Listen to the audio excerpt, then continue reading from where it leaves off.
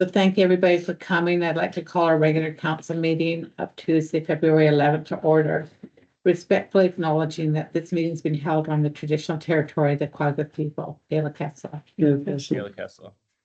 So before I call for an approval of the agenda, I just wanted to first off acknowledge all the deaths in the communities of Quatsino, Guasawanakada, and Quagga, and the families that are suffering and struggling and grieving, and we are sorry in our condolences. So may I have approval of the agenda as presented? Moved by Councillor Dorwit, seconded by Councillor Smith. Any errors or omissions? All in favor? Carried. We have the minutes of the regular council meeting held January 28th for adoption. Moved by Councillor Dorwit, seconded by Councillor Smith. Any errors or omissions? All in favor? Carried. We have a business arising, the council action item report of January 28th for information.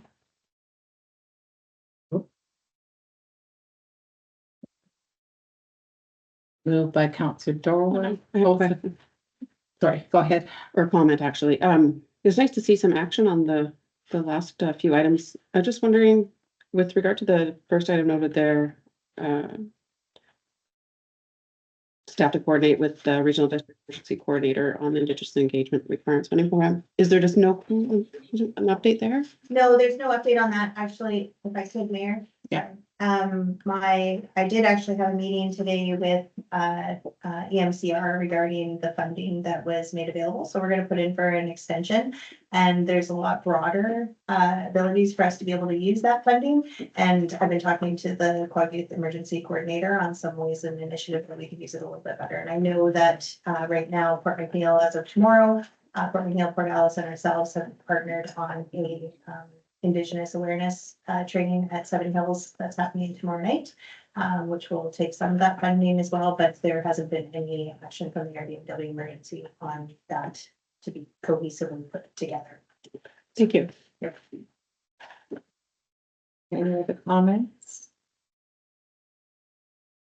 Moving on to new business, we have from Noah said Bolts, chartered professional accountants regarding our audit planning report for the year ending December 31st, 2024. Councillor Robertson. Sorry, this is just about part of the plan. Can I ask a question? Yeah. No, just with respect to materiality. It says it will be about 3% of gross revenue. Is there, I mean, in other organizations, materiality is sometimes defined as a specific number. Is there a number that's attached to a more of a clear number, rather than for materiality for the audit? Yeah. They'll have a clear number when they see our financials and know what the revenue is. And then they'll Okay. put that number down. And when we do have our presentation, he'll give us exactly what the materiality level is. And they will look at others if they feel that there's something that is under the threshold that should have, Okay. more So- eyes on it. or Can you remind me what materiality was for this audit then? something. Oh, 300. I can't remember. Materiality was around 36 to 34. Yeah. In the low 30s, I think, Okay, but Yeah. just didn't remember. I can Yeah. find out too, just to Okay. be sure. Yeah, no, I mean, one assumes it doesn't change a whole lot from one. Yeah, thank you. Any other comments? Motion to approve the audit report as presented. Seconded by Councillor Smith. All in favor?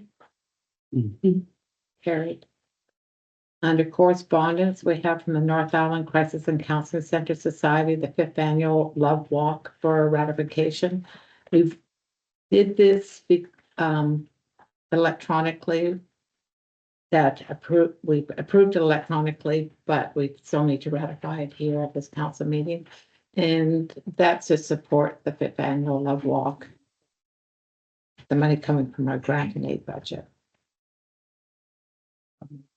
Moved by Counselor Robertson, Second that. seconded by Counselor Dugas.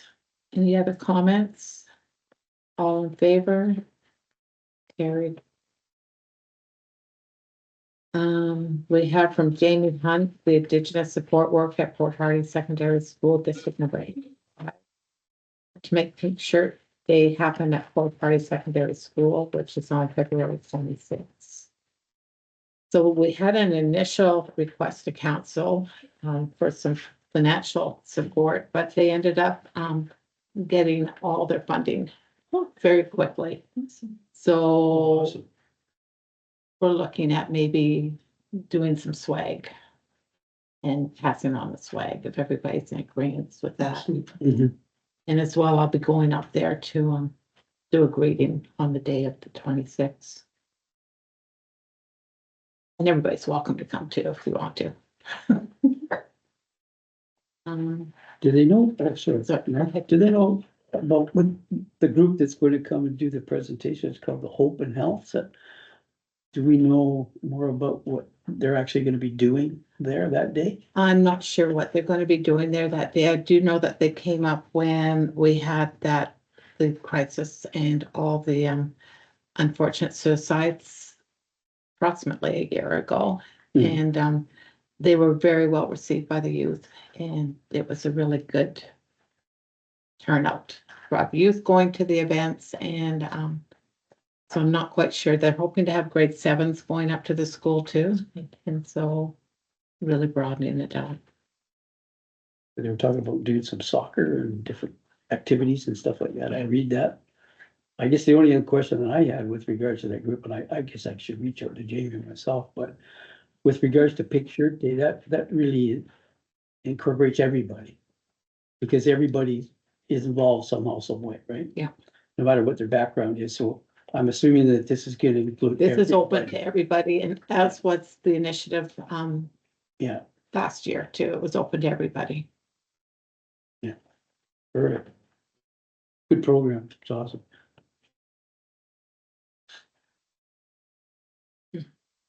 Moving on, we have from Stuart Guy, Executive Director, BC Nature Municipal Protected Areas Project webinar for information.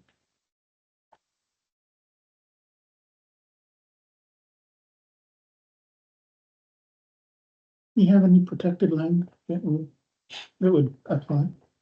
All of our Mark? parks. Theo, do we have any protected land? We do actually in the Quatty Estuary. Yeah, that was Yeah. something about that.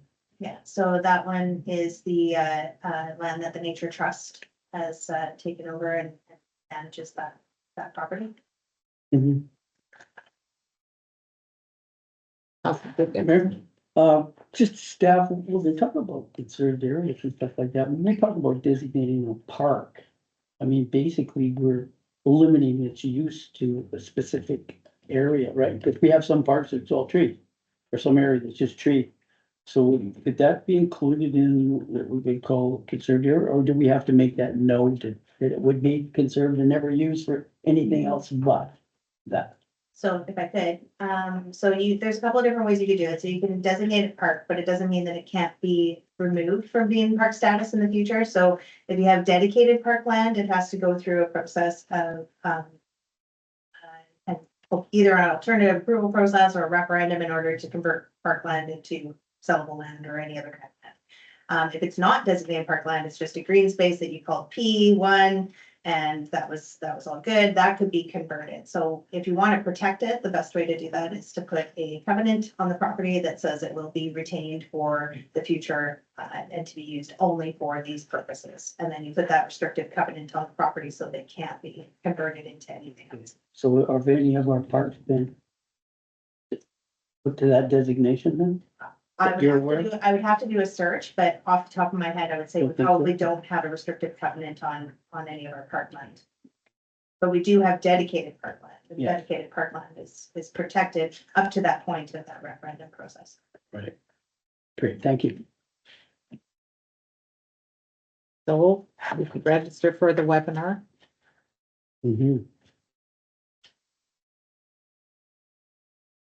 Didn't they say that they wanted them? So the registration for the Zoom is Yeah, on just for there. the Zoom. And it's on, February 20th at 10 o'clock. Moving on, we have the deadline for submission to the Industrial Inquiry Commission reviewing Canada Post for information. So I asked to have this put on the agenda because they did come up with a proclamation and the deadline is coming up. This is from the union at Canada Post Mhm. with different ideas on how to improve Canada Post. So I just wanted to see if we wanted to do anything or not do anything, going forward. Oh, sorry, Councilor Dodd? Well, based on what's happened with commissions on other things, yeah, I think the union has a good point here that, you know, having the commission have a report on something so critical to the infrastructure of Canada to May 15th that's way too short. And I agree that if they're gonna be making recommendations, they need to talk to all the communities and be much more comprehensive about it. So, and I believe that's what the ask is. Yeah, Yeah, and as well too, some of the ask is to make sure that the moratorium on post office is not listed. There's a moratorium, for example, on Port Hardy. So the Port Hardy post office cannot be whatever, disbanded or whatever. But if they lift that moratorium, who knows? That's right.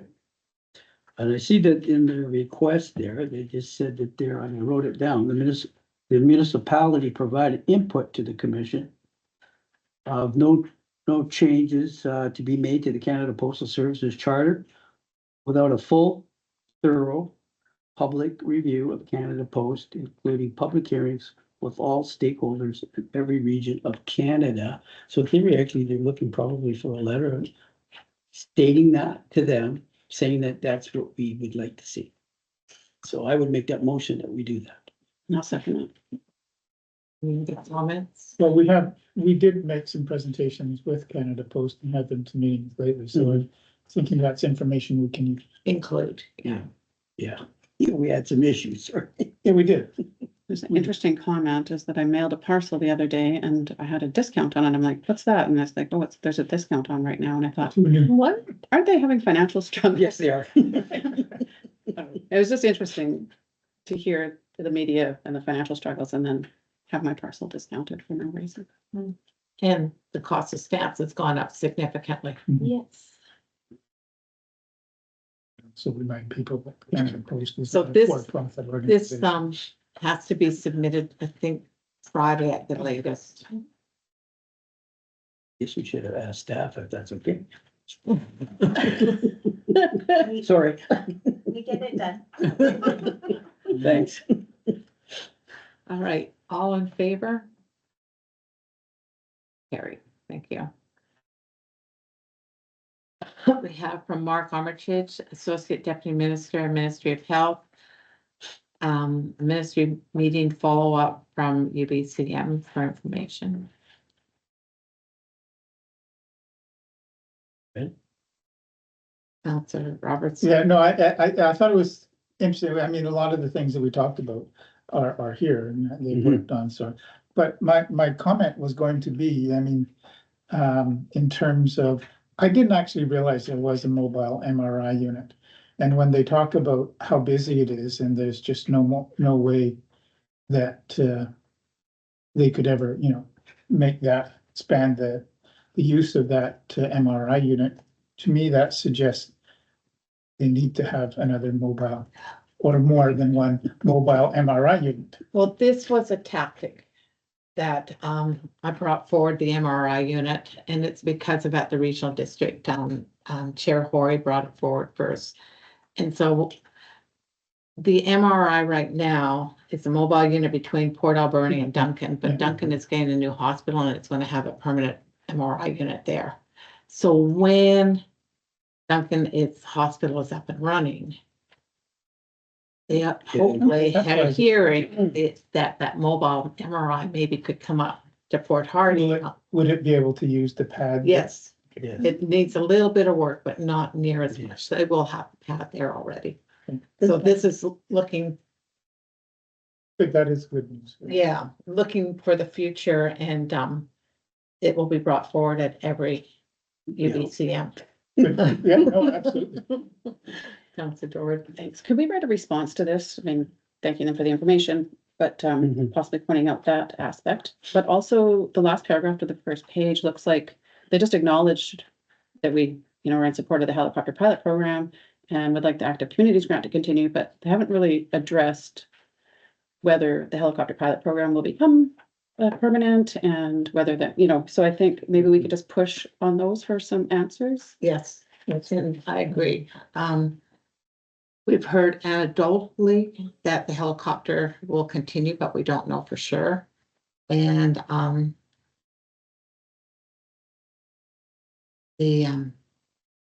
what was the other one? Active communities grant. The active communities grant, and I know that we've applied already, but, Just they were so explicit on everything, but that they're just like, and yes, you did this. And it's just like, they didn't really, almost like, I feel like they might have actually forgotten to answer.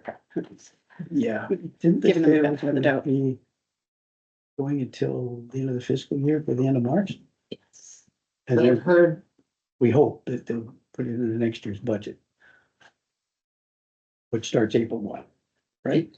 so yes, we could, do a response specifically addressing those two items.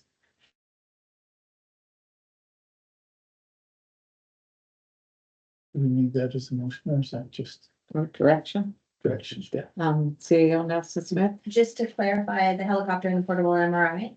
are No, the two- helicopter and, the Healthy Communities grant. But also the portable on that. So, Yeah, we could So it's something. add that in too.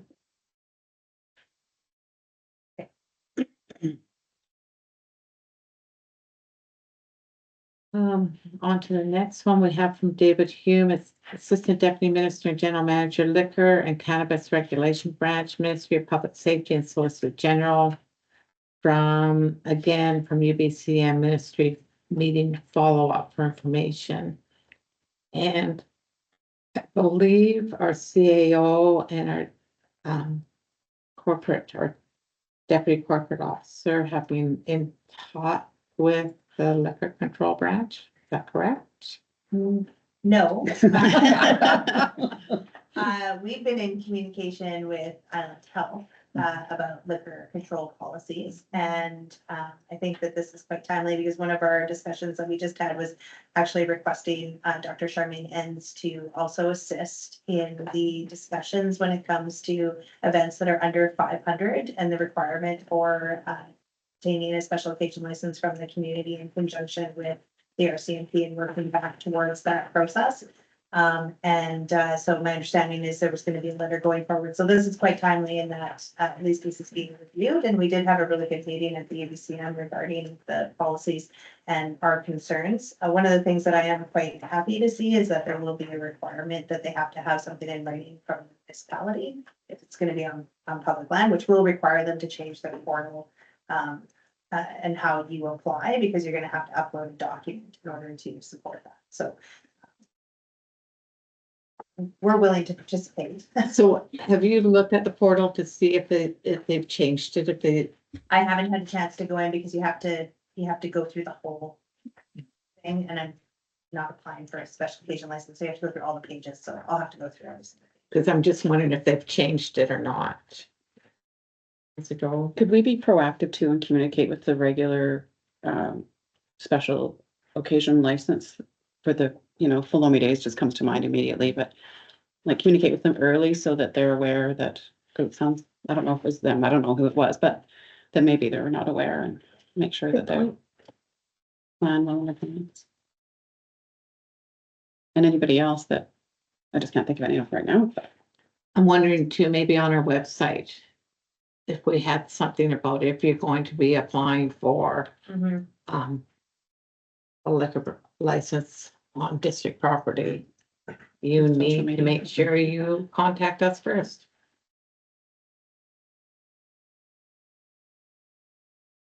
I did make Philomene Days aware of the letter. I sent the letter to Philomene Days. Thanks, Counselor Tidbury. Actually, I mean, talking about putting on the website, but also if we do social media, and maybe we could also point out, some people don't know if like they're having a march or and such that they have to get permission as well, like just every once in a while to sort of put a plug out about that. Sometimes we get last minute requests. Yeah. And stuff. Yeah, we can do like a FAQ on what requires permission. Okay. What doesn't require Something. permission. And under committee reports, draft minutes of the emergency planning committee meeting held January 27th for information. Any comments? Counselor Tidbury, do you want anything brought forward? Looks like he's dropped off. Oh dear. Just like-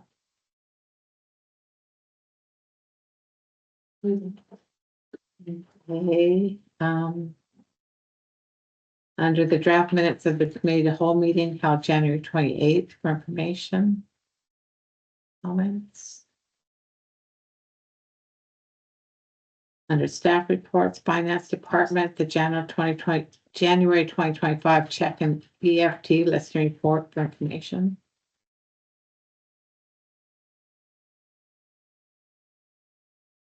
And our director of finance, Nora May Isaac, our quarter 4 report for information. Lots of pie graphs. Our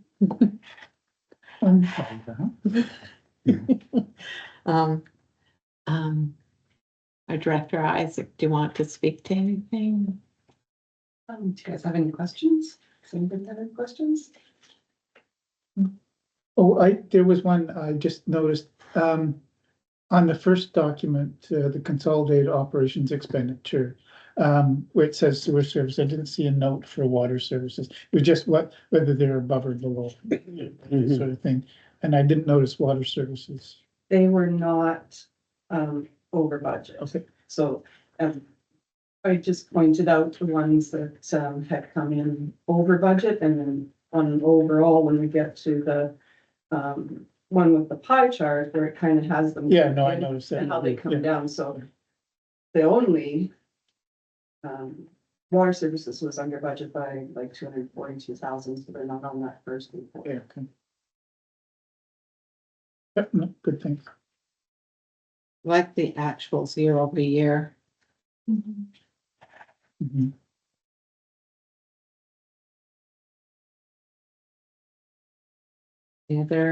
Any questions? No, it's comments? very good thing. Yeah, it's good. Yeah, good information. I can say a couple of words. Yeah. I was actually really pleased with another year of, coming in under budget, and 4% is a bit tighter, but we had a pretty aggressive budget and some changes over the year with,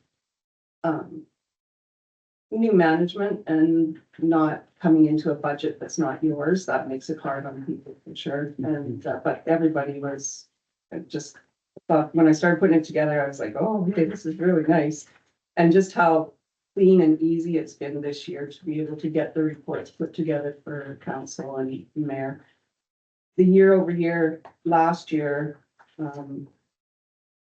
in case we don't remember, I just did the 2 years year over year, and this year I wanted to kind of see how, because 23, like when we do our budgets, we take our CPI based on coming in what it was December 31st, and then, you know, we go into January. So that 6.7 was so large. And so I thought, well, if I go from 2022 to 23, 24 and see how are we progressively getting, you know, more consistent with how we manage our and watch our budgets and be able to keep our expenditures within.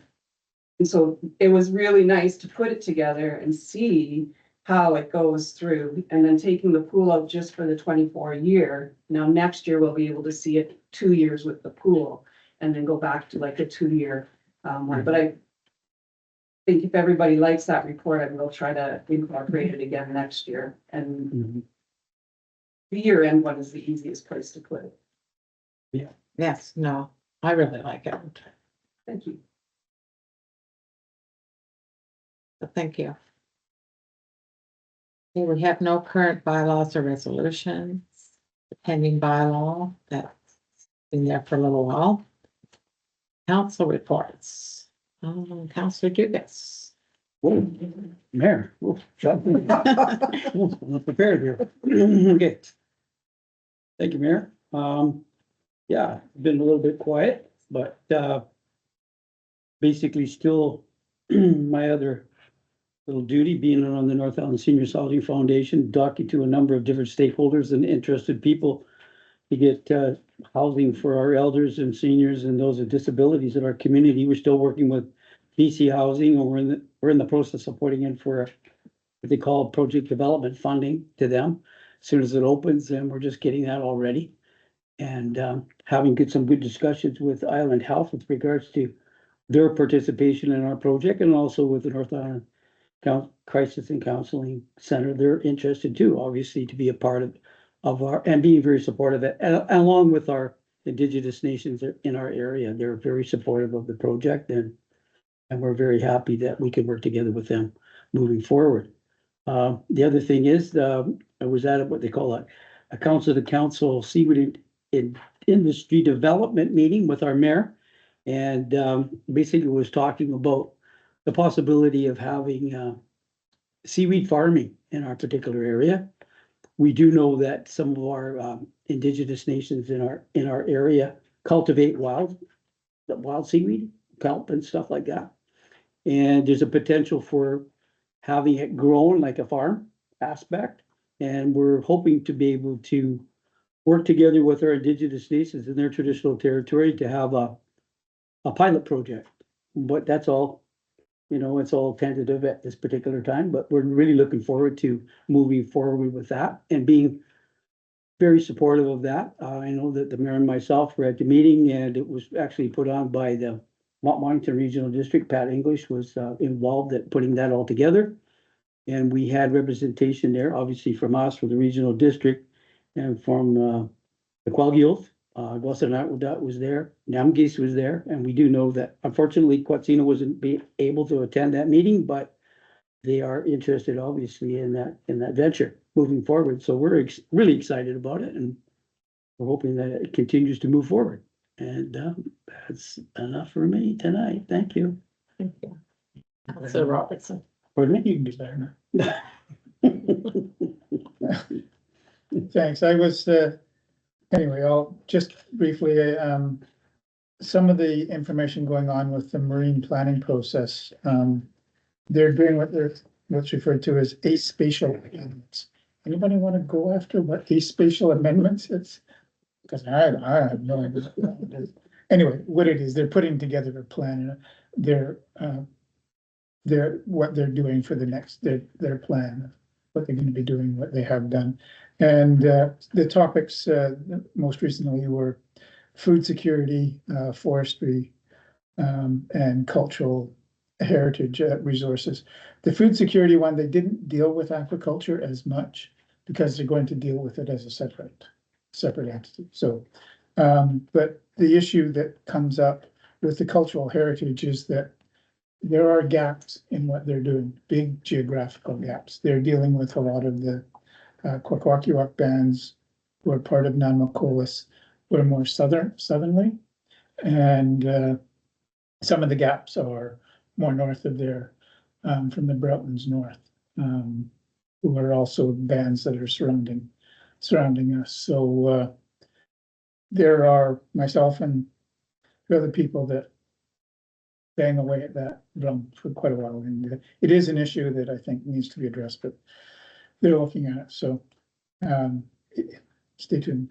I was actually attending the RCMP appreciation, which was kind of fun to go to, and we do appreciate the RCMP, except when they pull you over for a speeding ticket. Speaking from experience. Nope. Not lately. Not lately. I was, and today, the one issue that I really did want to bring up was, I was at a collaborative services committee meeting, which is dealing with healthcare on the North Island. And they're putting forward a proposal, a primary net PCN proposal to bring more services to the North Island, and it's a great involved process that I can't even begin to explain because I don't always understand. But what is made abundantly clear from talking with that group and a lot of the providers and planners is how truly complex the service delivery for healthcare is on the North Island. And rural, remote, it's really is quite a network of complex, and trying to figure it out sometimes is hard for people who are dealing with it. For somebody who's just looking for services, it's unfathomable. So the one comment I heard today from somebody with Island Health was that you know, there may be lots of doors out there, but for the people who are in need, there's only one door, and their job is to make sure that when that door is knocked on, the services that are needed are provided. So I kind of like that. And I thought I'd also mention I was down island for a few days and on Salt Spring, and had a very interesting discussion about some of the aquaculture initiatives, a lot of seaweed, some other alternate fish, or not finfish, but shellfish. Aquaculture activities happening down there, and that could quite possibly, as Dennis just talked about, be transferred up here. So it was interesting discussion. Thanks. Councillor Dorwart. Well, it was very nice to be back in the land of sunshine. It's not as warm as New Zealand, but it's great. There's no place like home. Happy to be back. Have a bit of time before I go back to work, so I went and joined the seniors today for their bag lunch. It was nice to see the group, and actually when I arrived, they were all doing their chair fit stretch and strength, and there was quite a big group of them, and I thought that was excellent. So we value all that physical activity. It's so good for us in so many ways, but that's it for me. Thank you. Councillor Smith. Thank you, Mayor. The 29th, I had the Port Hardy Heritage Society meeting, and they've got a really good staff. We're pretty lucky. And Robin, she'll be coming, I think, soon to our next council meeting, if I'm not correct, or the committee of the whole, maybe. So I won't steal any of her thunder. We'll let her talk about that. February 5th, we had our Palumi Days meeting. That's coming along. We can always use volunteers. And on the 11th today at lunch, we had our Bear Smart meeting. So happy to report that we're working with Port Hardy Recreation. And we're so lucky to have such creative people with them. And so we should have some really exciting videos that will be shared, educational as well as entertaining, to help everyone keep our community bear smart. So yeah, stay tuned for that. Awesome, thank you. Councillor Texmo. So I don't have much to say other than I've been sick on and off for a couple of weeks and staying with my wife and kids. So I haven't really gone much anywhere other than work and do anything other than that and be home. So unfortunately, I don't really have anything to report. Thank you. Get better. Yeah, get better. Better. Thanks. So I've attended a few meetings. John's not on. Oh, you got? He got popped off, or, And he hasn't texted me back yet. yeah, Oh, sorry. yeah, no, I've been watching for him. Oh, I know. I forget. So I attended the Chamber of Commerce luncheon with the guest speakers from BC Salmon Farmers Association with our CAO, and they gave a great presentation, and I guess we'll see how it all plays out in the next while with the transition.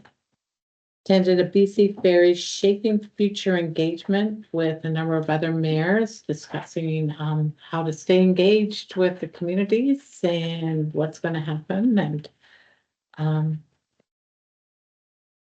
Did you talk about the facts being disbanded? oh, yes. So this is all looking forward on with the ferry advisories being disbanded, what's going to happen. And so we'll see. Good. I'm not being, Yeah, no, not being neutral. You want to be. Sort of neutral. Went to the RCMP appreciation meeting and thanked the RCMP for all their hard work, and looking at getting some new members, and hopefully we'll have a full complement of RCMP soon. this past weekend, and last week, I don't know if you remember last year, I talked about being part of training and interviewing for prospective, for young people, not so young people looking to go into medical school. And this is a particular program that's for northern and rural, medical students. And so it's pretty intense. They're pretty eager. They're pretty enthused. It's pretty high level,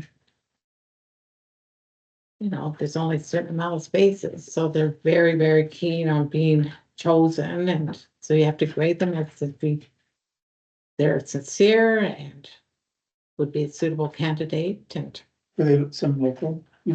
I'm not allowed to say who, I'm not interested in who, just sort of North Island local. I don't know. We're hoping. Well, and, Yeah. you know, they still have to get into medical That's right. school. Yeah, no, fair enough, Right. I just, Yeah. hoping for. There was one person I wrote on the notes that, I didn't know that person and I didn't think they knew me. But I thought if they didn't take that person, they would be missing out, because just incredible, whatever community, if that person got into the program, whatever community got that person would be. It would be of high benefit. Attended the Missoula play on the weekend. Oh my gosh, standing room only. Oh, wow. And those kids in 5 days did an amazing job. And one young woman, I won't mention her name, who was the Blue Fairy, did an incredible job and had to sing on her own. And it's just, the whole thing was magical and it was very, very nice. So, and our manager of rec had a number of children in the play too. And so it was pretty special. It was very, very special. And then coffee with the mayor was yesterday, and I had a fair number of people that were here right at the start and went right to the end and out of coffee. So that's it for me. So we've got a number of information and announcements coming up, and I just want to highlight February 12th, we're going to level 1 water conservation measures take effect. And for those that don't know, it's because we approved last year with early approval to get a new reservoir, looking forward to try and be aware that even though we're in a rainforest, we're often in drought conditions now, and we need to be prepared and have enough water, and just in case there's a fire or just in case whatever. So lucky with the contractor we've got. They're ahead of schedule. We thought we'd be doing all this in the summer, and we're now starting on February 12th. So Pretty exciting. it's very exciting, really, really exciting, and really good. And what more capacity do we get now, Jason? When we get those 2 reservoirs, I think it's like 30% more or something like that. 30% more, so the total was 2.7 million liters more, right? With the addition, is that what your poster says? That's what the new restaurant itself will, Oh, okay, but the, I Yeah. think final capacity will be 5.4 million liters between both reservoirs. Yeah. Considerably more than what we got now. That's just really cool. And if people are worried that level 1 water conservation measures are going to be onerous, they are not onerous. It's not hard. But stay tuned, because depending on how it all goes, we might have to change water conservation measures very quickly. We still have the Back to- magnets that have the. Yeah, we do. so if you don't have a magnet and you want a magnet to put on your fridge or wherever, see the front counter. Bounce or do this. Thank you. Just so everybody knows that the last time we built a new reservoir, we were on level 3 when we did that. The reason being is because we didn't have a reservoir at the airport, out at the airport area, which we do now. And because we got the new reservoir, it gives us more capacity because we can fill that one up now. where before we could only fill it 3/4 full or 2/3 full because of the difference in elevation between the two. So we've got more water, so that's why we can start off at level 1, because otherwise we would have been at level 3. So that's a good Very thing good. for everybody. So fingers crossed, so we just have to stay at level 1, but stay tuned, because if we have to change, we'll be changing rapidly. Yeah. Number of different things coming up, Heritage Week, guiding lights across BC. So when you see the blue lights on probably around here and downtown, it's for guiding lights. And Pink Shirt Day is on February 26th. And we have a notice of in-camera meeting February 27th to be confirmed. Motion to adjourn. Councilor Dugas. And happy Valentine's Day, everybody, this week. Oh, right. Yeah. Just a quick question regarding